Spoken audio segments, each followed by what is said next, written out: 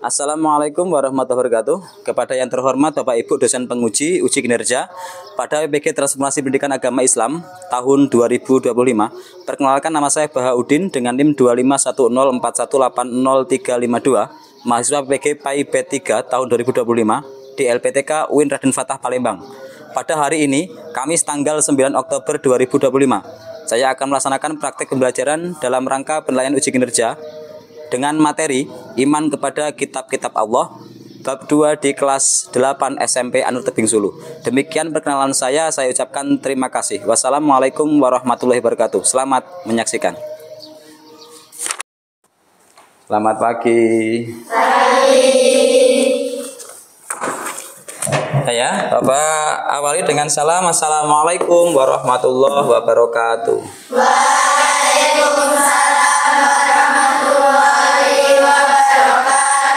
Gimana kabarnya?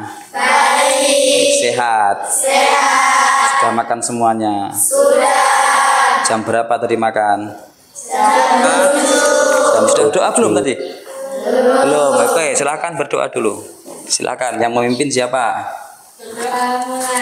Bismillahirrahmanirrahim.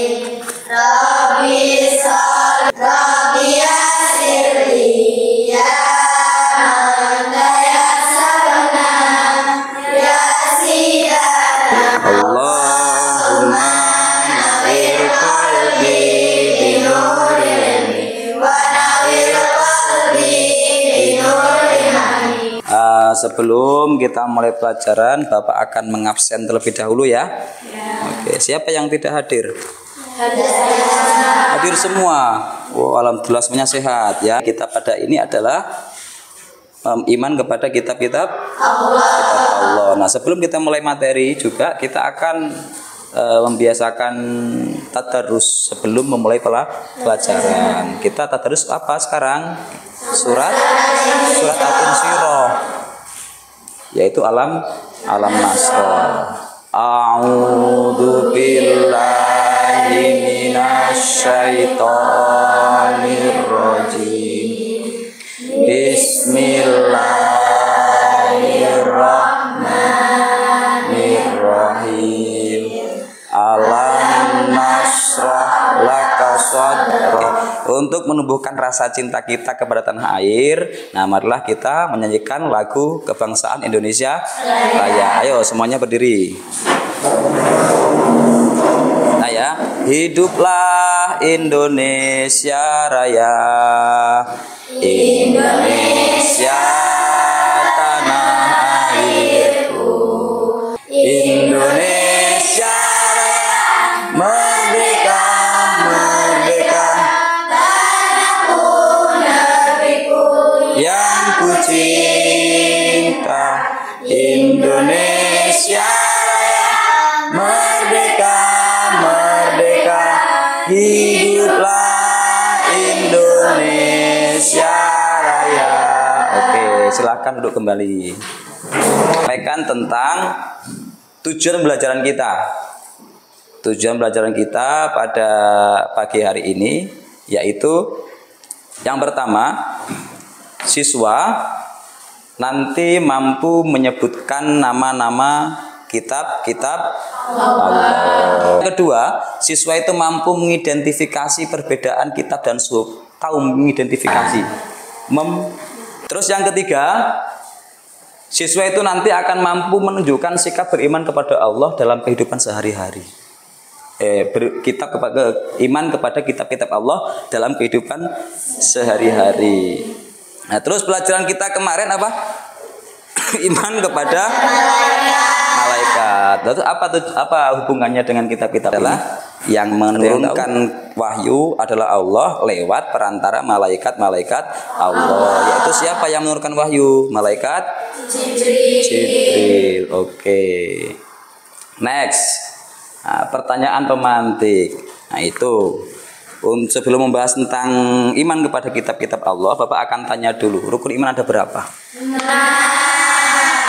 Ada yang tahu sebutkan? 1. Iman kepada Allah. 2. Iman kepada malaikat Allah. 3. Iman kepada kitab-kitab Allah. Nah, 4. Iman kepada qada dan qadar. Jadi iman kepada kitab-kitab Allah bertepat pada rukun iman yang ketiga. Kita terus, mengapa Al-Qur'an itu disebut sebagai kitab penyempurna? Ada yang tahu? Ya, apa? Karena kitab Al-Qur'an diturunkan sebagai kitab yang terakhir dan penyempurna. Oke, karena kitab Al-Qur'an itu diturunkan terakhir kali dan sebagai kitab penyempurna dari semua kitab. Terus, mengapa manusia sering terpecah belah? Karena perbedaan kitab suci. Padahal semua kitab itu adalah firman Allah. Rukun iman. Rukun iman itu ada 6. Yang pertama iman kepada Allah, yang kedua iman kepada malaikat, yang ketiga iman kepada kitab-kitab Allah, dan yang keempat iman kepada Rasulullah, kelima iman kepada hari akhir, dan iman kepada qada dan qadar. Nah, inilah keenam rukun iman yang harus wajib kalian imani.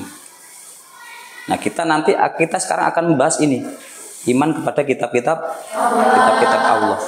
Terus apa sih maksudnya iman kepada kitab-kitab Allah? Nah, saya minta satu orang membaca itu. Silakan Aufa. Ya. Membaca ini iman kepada kitab-kitab Allah. Meliputi beriman kepada seluruh kitab Allah SWT yang diturunkan sebelum Al-Qur'an, yaitu Taurat, Zabur, Injil, dan Suhuf. Oke, Bapak jelaskan. Iman kepada kitab-kitab Allah itu artinya adalah meyakini dan membenarkan terhadap kitab yang diturunkan oleh Allah. Jadi kita itu harus yakin semua kitab yang diturunkan oleh Allah. Pas suhuf. Nah, ini suhuf itu adalah berupa lembar-lembaran. Kalau kitab-kitab itu berupa jilid, berupa lembaran yang tidak disatukan. Siapa saja nabi yang menerima suhuf? Yang pertama adalah Nabi Adam alaihissalam. Terus yang kedua adalah Nabi Sis. Nabi Sis ini adalah anaknya Nabi Adam. Terus yang ketiga Nabi Idris, Ibrahim, dan Nabi Musa. Oke. Terus isi pokok kitab-kitab Allah. Isi kitab-kitab Allah yang diturunkan kepada para nabi dan rasul mencakup beberapa hal, antara lain sebagai berikut. Yang pertama, semua kitab Allah, semua kitab yang diturunkan oleh Allah itu mencakup semua ini. Isi pokoknya mencakup semua ini. Yang pertama adalah akidah, artinya mengesahkan Allah, tentang hubungan manusia dengan Allah, kepercayaan kita kepada Allah. Terus yang kedua, syariat, ketentuan dalam kehidupan berupa perintah, larangan bagi umat. Terus yang ketiga, akhlak, cara bersikap dan bertindak pada Allah. Terus yang keempat, janji pahala dan ancaman siksa pada umat manusia. Yang kelima, kisah umat terdahulu dan informasi tentang ilmu yang perlu dikembangkan oleh manusia. Nah, ini semua kitab-kitab Allah yang diturunkan oleh para rasulnya. Itu isi pokoknya ya 5 ini. Isi pokoknya ya 5 ini. Yang pertama, kitab Taurat. Kitab Taurat diturunkan pada Nabi siapa? Nabi Musa alaihissalam. Larangan menyembah patung dan berhala, karena Allah Subhanahu wa Ta'ala tidak dapat diserupai dengan makhluk. 3. Larangan menyembah Allah Subhanahu wa Ta'ala dengan sia-sia. 4. Memuliakan hari Sabtu. 5. Menghormati ayah dan ibu. 6. Larangan membunuh sesama orang lain. Oke, yang pertama mengakui keesaan Allah. Allah itu hanya satu, yaitu pada surat Al-Ikhlas ayat pertama, Qul huwallahu ahad. Hanya satu, itulah, nggak ada dua. Allah itu hanya satu. Makanya Pancasila, sila pertama, ketuhanan yang Maha Esa, hanya satu. Yang kedua, larangan menyembah patung dan berhala, karena Allah tidak dapat diserupai dengan makhluk. Iya, pasti itu. Allah itu tidak boleh diserupai oleh makhluk ataupun patung. Yang ketiga, larangan menyebut Allah dengan sia-sia. Yang keempat, memuliakan hari Sabtu. Yang kelima, menghormati ayah dan ibu. Terus yang keenam, larangan membunuh sama manusia. Menghormati ayah dan ibu. Kalian menghormati enggak ayah dan ibu? Menghormati. Karena apa? Karena orang tua, ridho Allah itu tergantung dengan ridho orang tua walidaini. Terus yang selanjutnya, larangan membunuh sama manusia ya pasti. Orang itu nggak boleh saling bunuh-membunuh. Terus yang selanjutnya, larangan berzina ya nggak boleh. Semua kitab itu melarang untuk berzina. Yang ke-8 larangan mencuri. Yang ke-9 larangan menjadi saksi yang berdusta. Kalian ketika menjadi saksi tidak boleh berdusta, nggak boleh bohong. Orang itu nggak boleh bohong.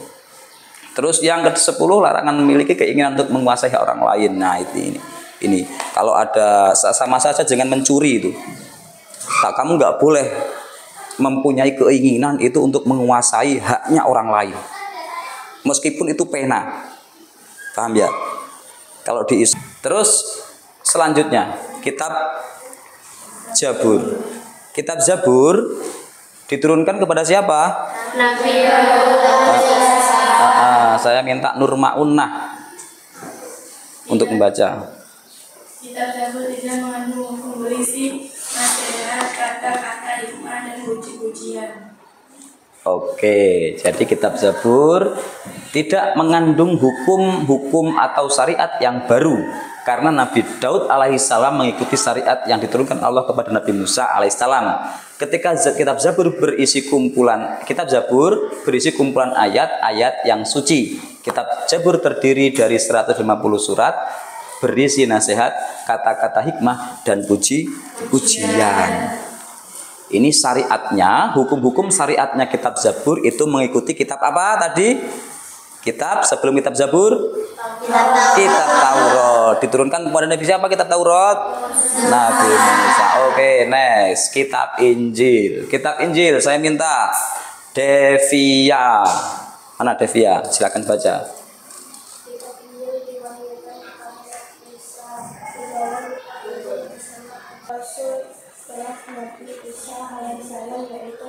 Oke, kitab Injil. Kitab Injil ini itu diwahyukan kepada Nabi Isa. Di dalam kitab Injil itu berupa ajaran-ajaran sebagai berikut. Nah, yang pertama, perintah untuk kembali mengesahkan Allah. Nah, jadi ketika di kitab sebelumnya itu tidak ada tidak ada menghukum hukum syariat yang baru. Dia mengikuti hukum syariatnya, mengikuti kitab yang diturunkan kepada Nabi kitab Injil perintah untuk kembali mengesahkan Allah. Kembali untuk mengesahkan Allah ada. Di kitab Injil itu ada. Kitab Injil sekarang jadi pedoman umat mana?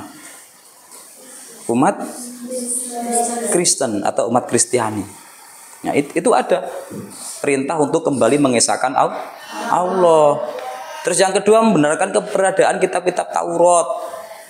Ya, di kitab Injil itu ada yang membenarkan bahwa kitab sebelumnya itu ada kitab Taurat. Terus menghapus hukum dalam kitab Taurat yang tidak sesuai dengan perkembangan zaman. Jadi semua hukum-hukum yang tidak sesuai dengan perkembangan zaman di dalam kitab Injil itu dihapus. Terus selanjutnya menjelaskan bahwa kelak akan datang kembali Rasul setelah Nabi Isa, yaitu Nabi Muhammad. Dalam kitab Injil itu ada. Nanti akan ada Nabi setelahku, yaitu Nabi Ahmad atau Nabi Muhammad. Next, Adilia. Saya minta bacakan.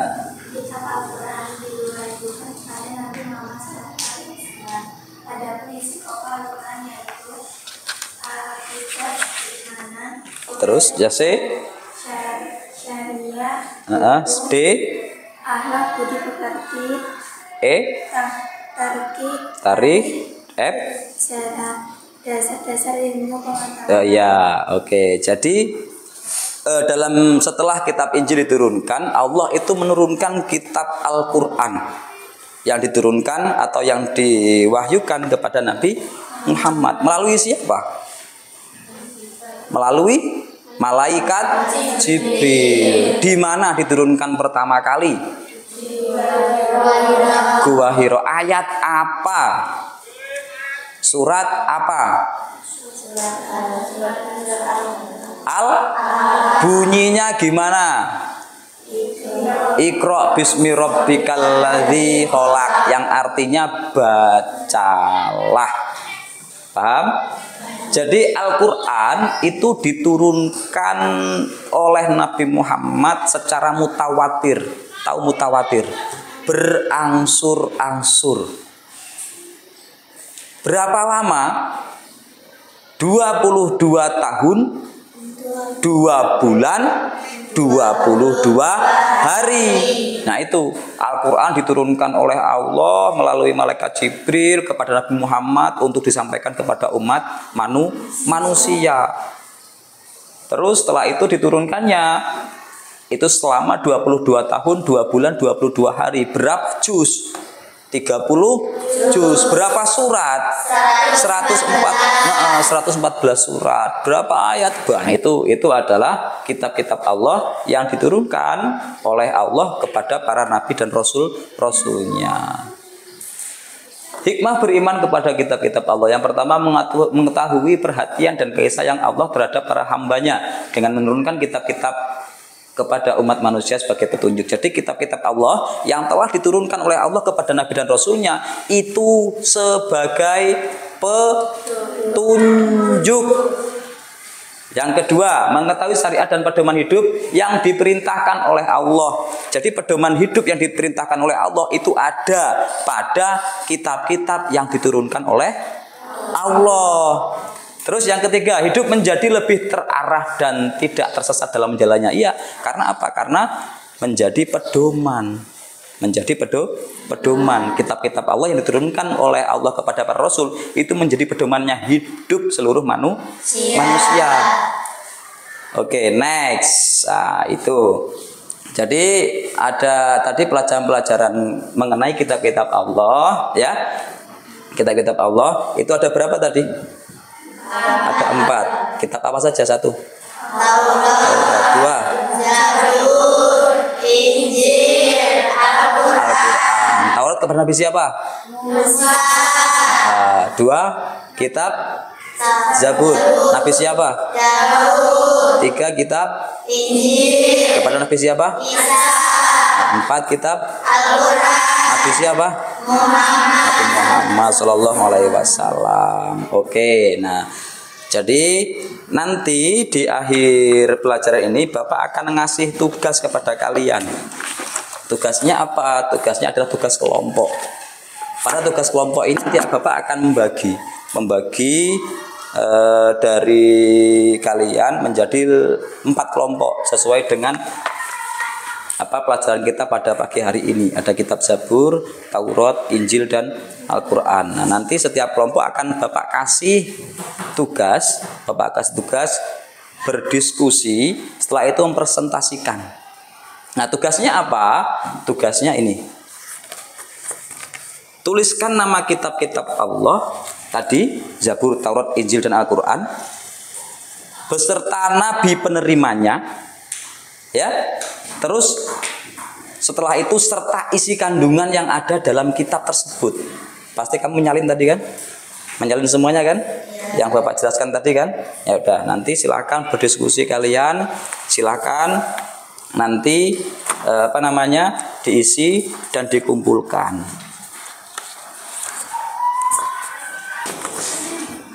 Ya, kelompok sudah terbagi ya? Sudah.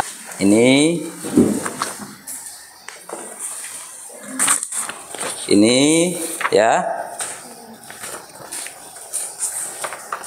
Jadi Bapak akan mengembalikan fokus kalian ke mata pelajaran. Pikirannya agak blank.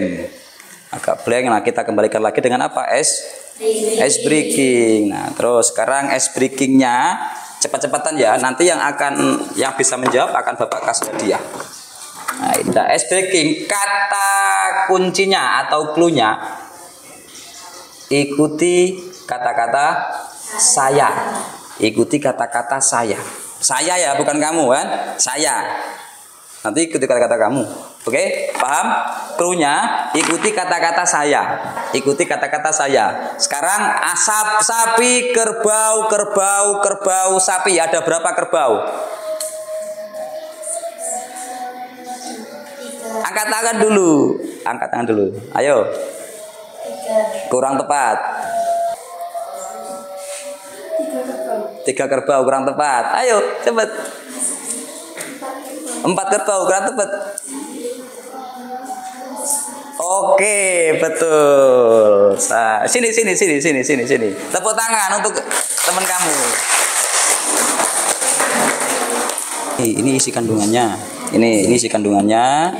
Terus ini nabi penerimanya.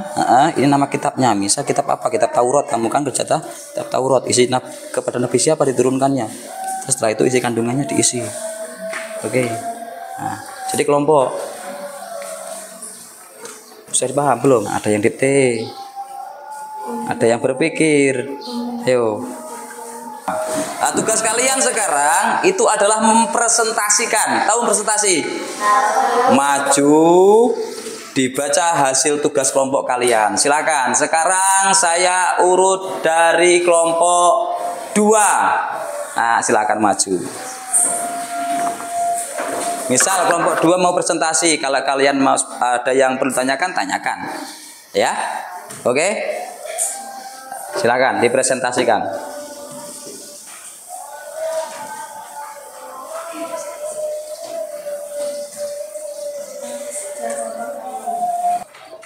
Nama kitab Al-Quran. Nabi penerima Nabi Muhammad SAW. Isi kandungan 1 akidah, 2 ibadah dan muamalah, 3 syariah, 4 akhlak, 5 tadi, 6 dasar-dasar ilmu pengetahuan. Ada berapa isi pokoknya? 6. Ada 6. Ada yang tanyakan? Apa? Itu apa? Sejarah. Tarikh apa? Sejarah. Tarikh sejarah. Tarikh itu sejarah, sejarah Nabi dan lain-lain. Itu tarikh ya. Oke, ada yang tanya lagi? Cukup. Oke, beri tepuk tangan untuk teman kalian. Oke, baiklah, silakan. Nah, kelompoknya. Terus setelah itu di oke. Dapat diambil kesimpulan yang pertama, iman kepada kitab-kitab Allah itu merupakan rukun iman yang ketiga. Rukun iman yang ketiga. Yang pertama iman kepada Allah, yang kedua iman kepada malaikat, yang ketiga iman kepada dan kitab Al-Quran, kepada Nabi. Yang sekarang telah menjadi pedoman bagi umat Islam. Terus Al-Quran diturunkan terakhir kali karena Al-Quran adalah kitab penyempurna dari semua kitab yang telah diturunkan oleh Allah Subhanahu wa taala. Jadi intinya Al-Quran itu diturunkan terakhir dan diberikan kepada Rasul yang terakhir. Rasul terakhir adalah siapa? Nabi Muhammad. Diberikan wahyu yang terakhir yaitu Al-Quran, Nabi yang telah diturunkan oleh Allah. Tepuk tangan untuk kita semua. Cukup sekian ya pelajaran kita pada pagi hari ini tentang iman kepada kitab-kitab Allah. Jadi intinya apa? Tetaplah belajar. Tetaplah belajar karena dengan belajar kita akan bisa menjadi orang yang berguna. Kalau orang yang nggak pernah belajar ya susah mau jadi orang yang berguna. Oke ya? Oke. Dah cukup sekian dari Bapak. Apabila Bapak ada kesalahan, Bapak mohon maaf. Semoga kita bisa bertemu besok dan tetap diberikan kesehatan ya untuk mengikuti kegiatan belajar mengajar. Sudah Bapak akhiri. Wassalamualaikum warahmatullahi wabarakatuh.